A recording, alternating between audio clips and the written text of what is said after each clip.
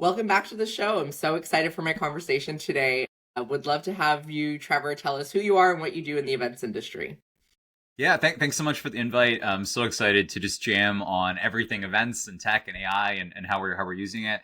So my background, my name's Trevor. I'm based in Guelph, Ontario, just outside Toronto, and have spent the last couple of years in the event industry. I'm actually a bit newer from like a pure planning experience.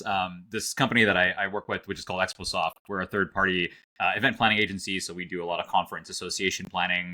Everything from venue selection all the way to on-site making it happen has been around since the late 90s. And this was actually my first job 11 years ago. So I joined this company as an intern, got into event planning, it was Incentive Works at the time, and it's now Yeah. CME, like that whole experience. So got to learn a lot about that side and do the planning front. And then I spent the last 10 or so years at tech companies. So I was doing a lot of work in marketing and growth. I built an agency that helped to match like fractional part-time talent with companies that need it across any type of spectrum. And then recently, just kind of coincidentally, caught up with kind of this team and an opportunity to kind of take over the company and really push it into a new direction. So I joined again about a year and a half, 2 years ago, and have been knee deep as an event planner. So doing a lot of on-site planning across Canada and the US. I also wear the supplier hat because we have an event technology platform that's kind of in the registration, badging, abstract space. And I do a lot of education. The thing I'm most passionate about is teaching event professionals, whether it's planners, suppliers,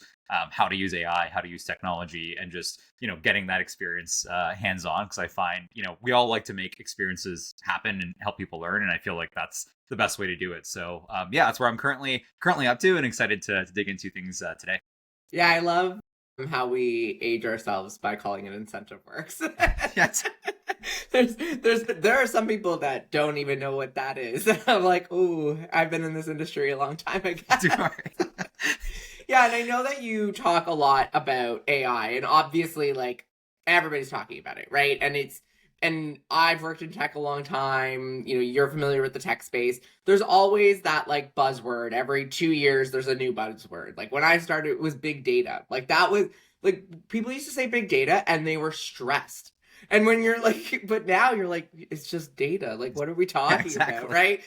But like when I started in the tech space, like that was what was coming up, and everyone was freaking out. And then it was cloud. It was like, what do you mean we're moving things off It's premise? not Like, on premise. What is it? Yeah. like, there's no Where do the way. Like, routers go? we can't do this on the cloud, right? And so like every 2 years, there's like something that's like the next thing, the next thing, the next thing, and like Yeah. AI is obviously dominating the conversation right now. And I think that there's like an interesting peak from the conversation, kind of late 2024, early 2025, of where it was going to change everything, do everything, replace all of us. It was like, you're basically not gonna have to work. You're just gonna like hit a button and AI is gonna do Does everything for everything. you. Yeah, exactly. To where it's actually settling now of, okay, what does it actually do really well and what does it not do very well, right? So when you're and I think I had a client recently who were demoing this new AI agentic AI product, Okay. and it was really cool. But I said to them, I'm like, you're taking for granted that people know the difference between Gen AI and agentic AI and what that means, right? And I think that everyone thinks that everyone is using it, but not everyone's actually using it. And so, how are you seeing folks in the industry? Like, is it that people are actually using it a lot, or is it everyone's just talking about it a lot?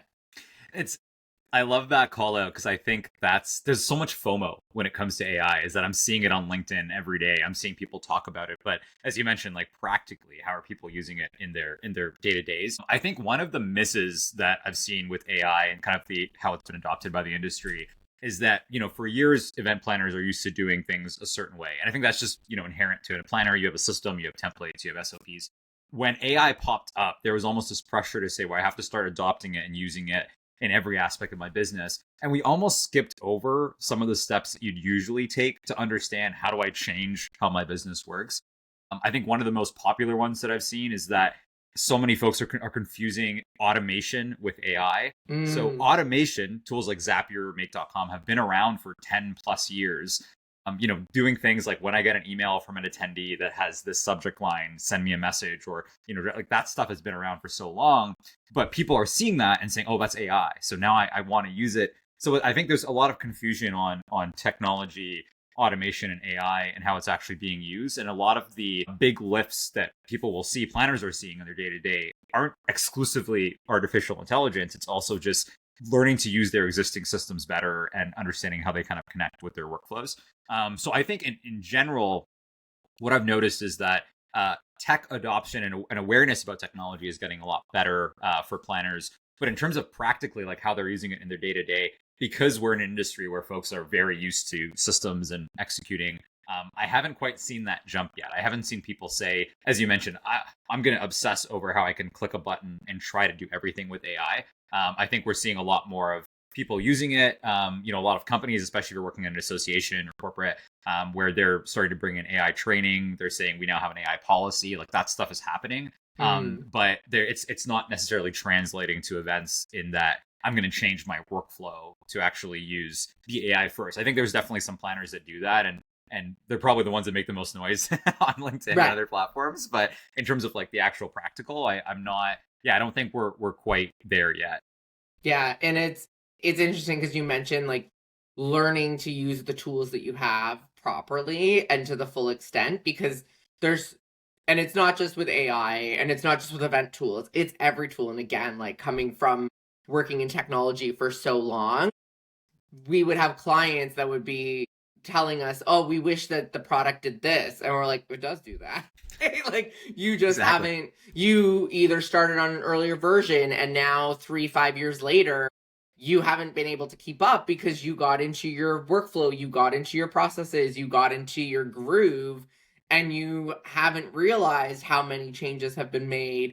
Or if you don't have like proper enablement and proper training, people are like, well, I'll just click around and figure it out. And like a lot of people can figure out most of it, but I even laugh at like something like Excel. Like you would probably ask most planners, like, how proficient are you in Excel? And they would probably tell you they're an expert. But then if you showed them like what expert level Excel actually is, they'd be like, well, I don't understand what any of this is, right? What's because a macro? Like, how is it doing cell changes by itself like that? Exactly. And we think we know how to use a tool because we use it in a way that works for us, but it doesn't necessarily mean that you're using that tool to its fullest potential.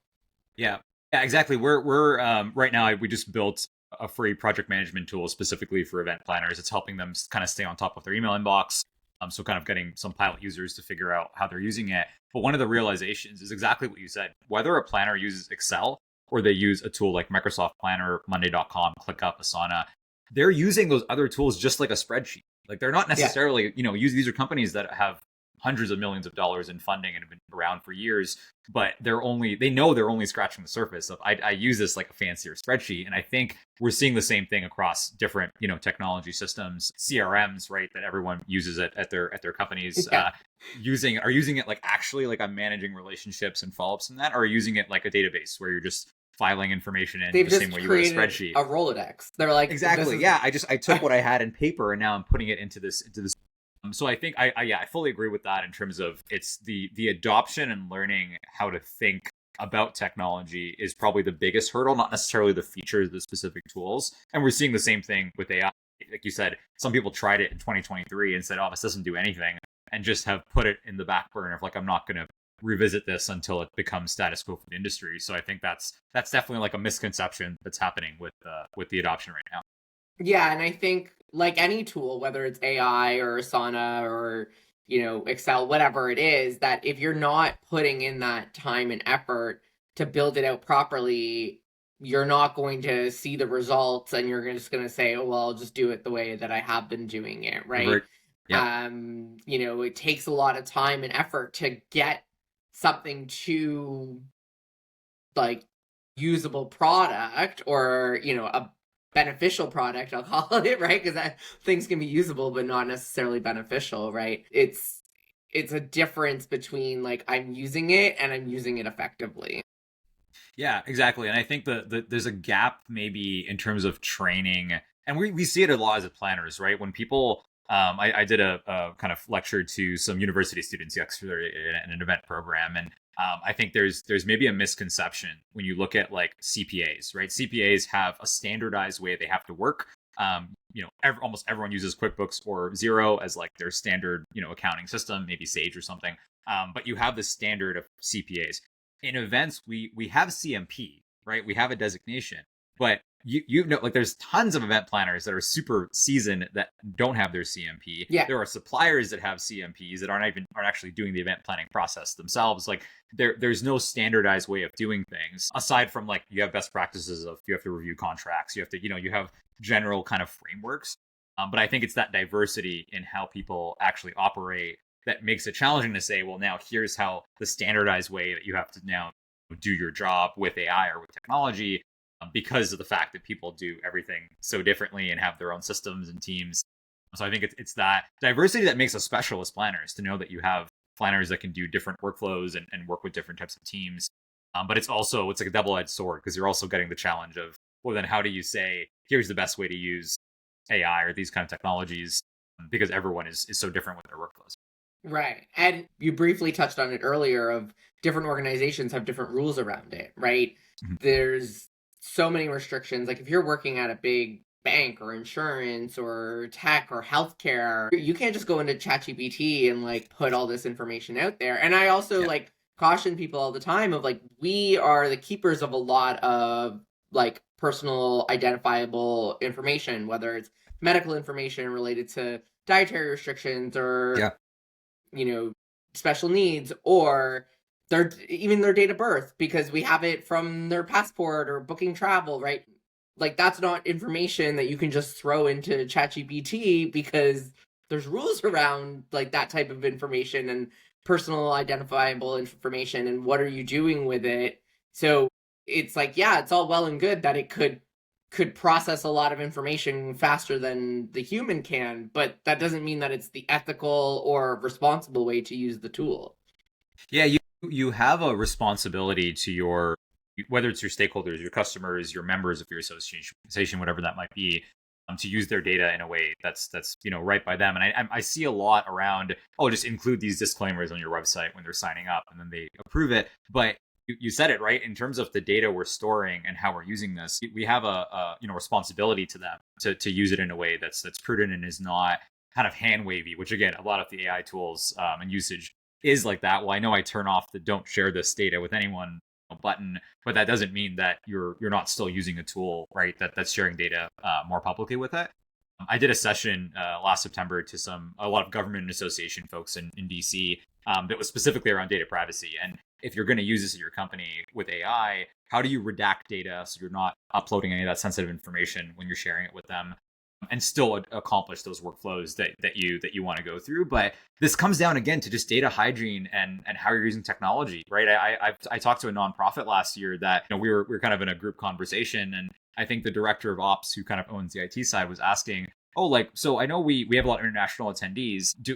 How long do we store their passport information? Because we're doing visas and all that stuff. Yeah. And they're like, we don't really have a policy on that. And then his eyes kind of lit up. He's like, what do you mean? Like, we can't be storing people's passports in, it doesn't matter what system, for longer than we need to. And that's not AI. That's just baseline privacy and data retention. Yeah. I think a lot of folks, what you just said, don't realize that asking for dietary restrictions is health information, right? In terms of like how it's classified. So that has its own process. So I think, anytime we talk about AI, it's almost bringing to light these other issues that we maybe weren't paying as much attention to. And then now that AI is a larger risk when you use it, it's like surfacing all these, we don't really know how we're handling data, how we're building our systems together. Like it's becoming a good, poke to be like, let's start thinking about this stuff more critically. Right. Because like your closed systems are probably more secure, but it doesn't mean that you should be keeping that information indefinitely. If your organization, like the organizations that people are working for, might have really well thought out, like strict policies on what to do. Like I worked at a healthcare technology company, so we were very aware of personal information because we had access to patient information through the system that healthcare providers were using. So we were very attuned to that. But if you're working in an organization that's not thinking about that day to day, like it's very easy to kind of let it not gloss over it. Yeah. Gloss over Yeah, it, just not be a thing. You're like, yeah, we just put it in the spreadsheet and then it's in a shared drive that no one else can access. It's like, okay, but why? Like, why are you doing it? What are you doing with it? Yeah, and I think that's where AI is pushing us towards too, is because of now some of these doors are opening. You have to be more intentional and think about how are we actually handling this data. The healthcare one is such a great example. We worked with companies where, from an exhibitor lead scanning perspective, right? That seems pretty trivial. You're just scanning badges to collect leads.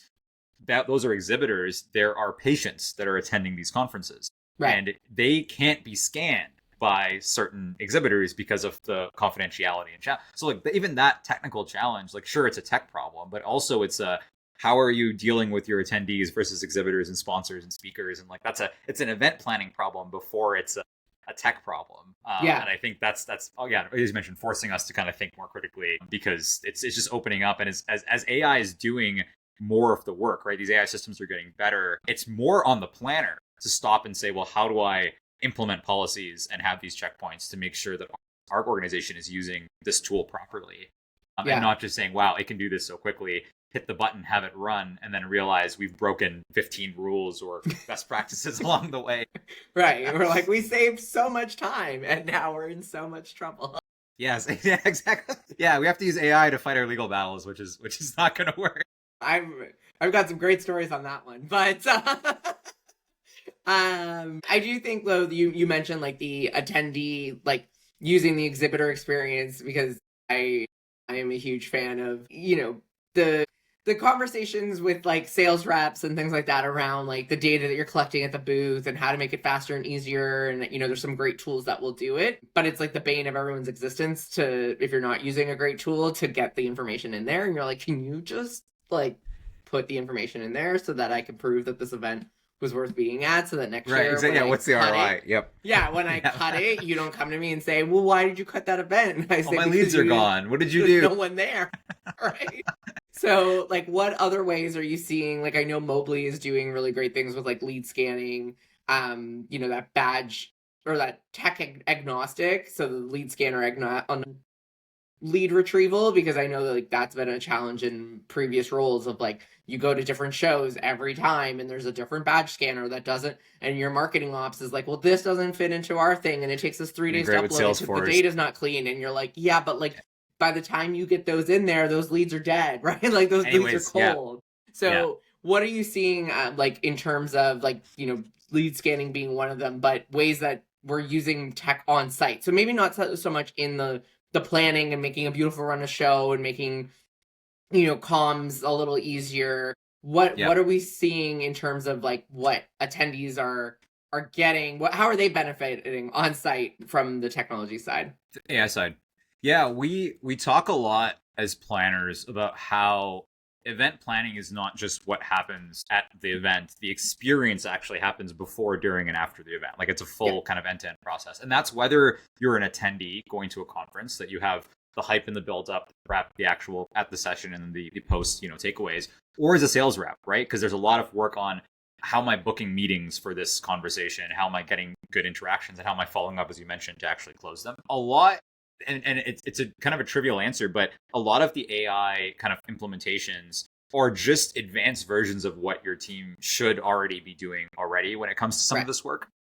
One thing that I've seen is the idea of making connections, right? So AI, like matchmaking, right? Of saying, let's go introduce people who are at this conference for the first time. That might be some of the prep, but it's also when they're on the ground, how does that kind of work? I think that like right now, a lot of that happens with like titles and like pretty weak signals. Like, oh, well, I'm meet this person who's in the same industry as you, or something that's fairly trivial. I think there's an opportunity for planners to use AI to help pattern recognize and use their own information to create like archetypes. So if you're an experienced planner with a certain company or group, okay, well, these are the types of people that attend. This is what their career trajectories look like. Like I know you've worked in tech. So if you look at like a product management conference, right?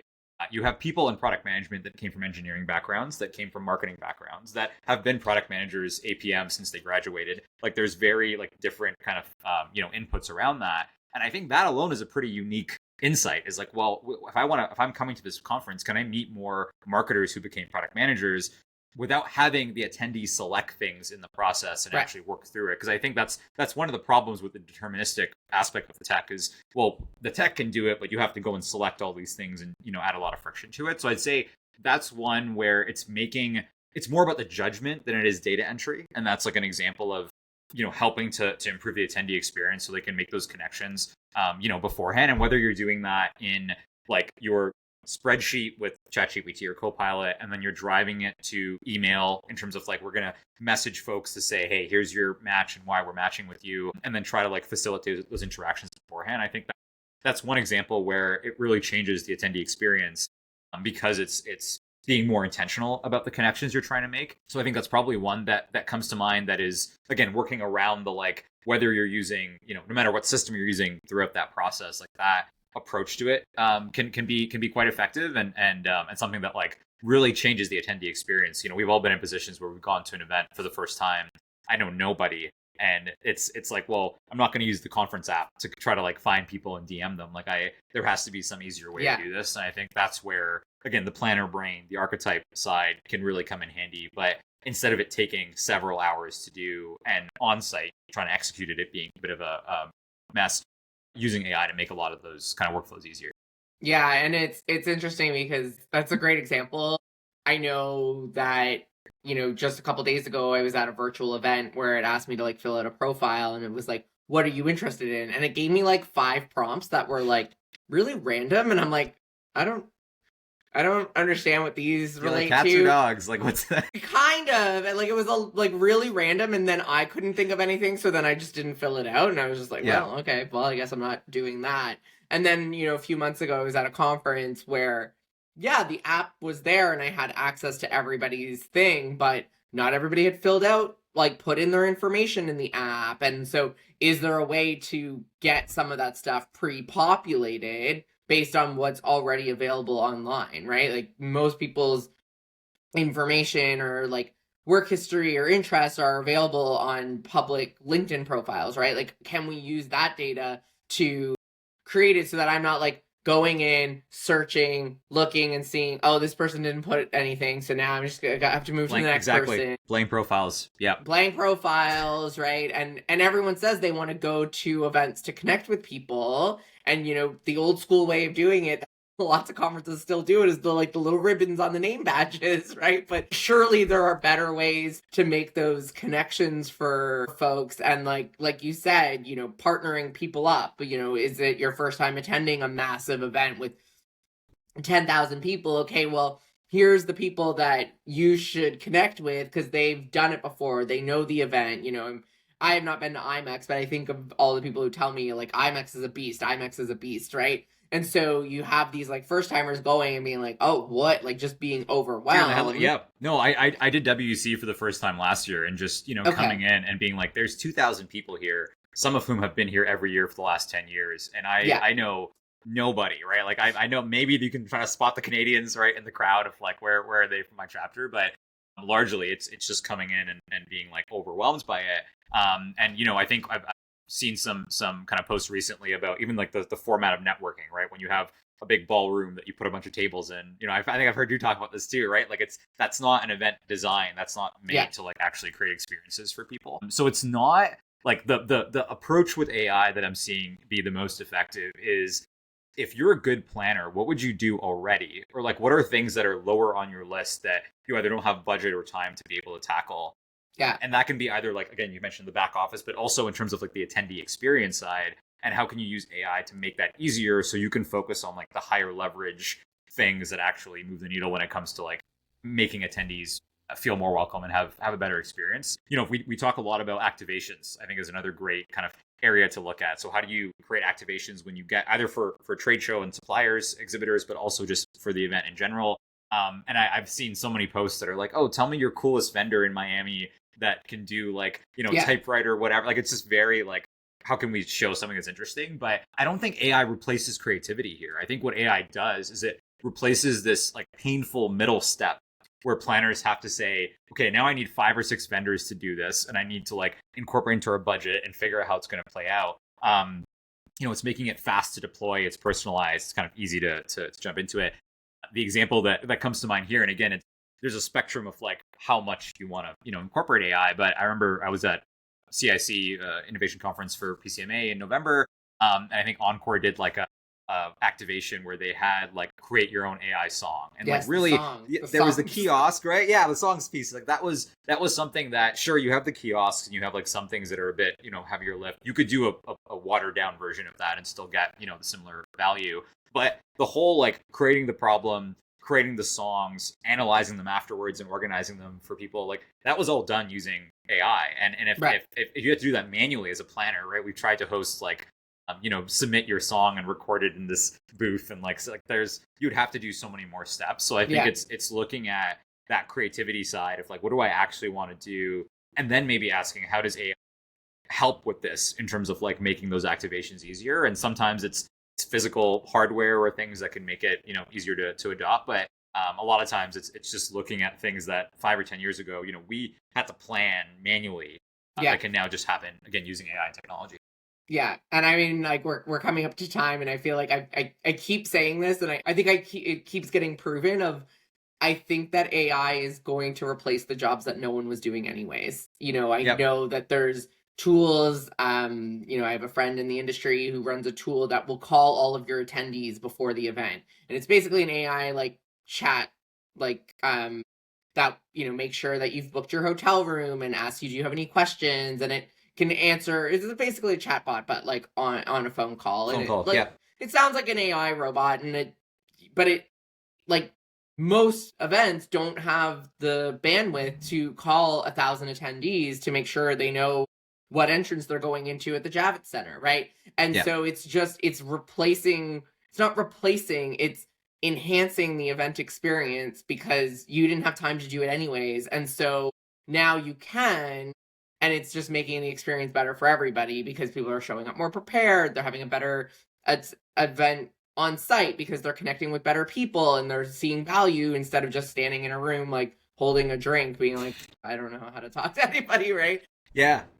So I think it's an exciting time. I think like the realism has come in of like, it's not going to change everything all at once and probably will never be great at certain things, but the things that it's good at is getting better at, and we'll probably just continue to get better and hopefully the goal should be to make our lives easier. Yeah. The voice AI example is so great, right? In terms of like conference apps, what do you use them for? It's basically just a digital agenda for the majority of attendees. They're not using it to do all the different features that people often offer in it. But I mean, voice AI, that could be an opportunity. Like, hey, could you have a voice AI? I've seen it like you can call a phone number, right? That's maybe it just pulls from data to do things. Or when you're at the conference, could you encourage attendees to start journaling or talking about how they're finding sessions, so that afterwards you can use that data to make introductions and create connections they otherwise wouldn't have had. Like, those are all things that if you asked attendees again manually to just fill out a slip at the end of the session to say, what did you love about this, with your name, and you then made those connections, like a planner would have to do that. Most planners wouldn't do that because it's very high lift. If you can do that with AI, that's an idea that's like, it's great, but I would never put it into practice. And I love what you said about that component, because that's a lot of the areas where it's popping up right now, is things that you wouldn't have time for, or like wouldn't intentionally do. The nice to haves that are just not practical to execute. Yeah. Amazing. Well, thank you so much. This was so much fun. I love nerding out on technology. So tell us, Trevor, like, I know you're very active online. Where can people find more about you and connect with you if they want to chat more? Yeah, you can grab me on LinkedIn, Trevor Sookraj. I'm always happy to chat with folks, whether you're a planner, supplier, just looking to jam. I love learning how people are thinking and talking through that. And as I mentioned, like, we just launched a kind of project management tool for planners. So if you're involved in the planning process and want something that can help you stay on top of your email inbox, just shoot me a message and we'll love to show you what we're doing. Amazing. Thanks so much for being here. Appreciate it.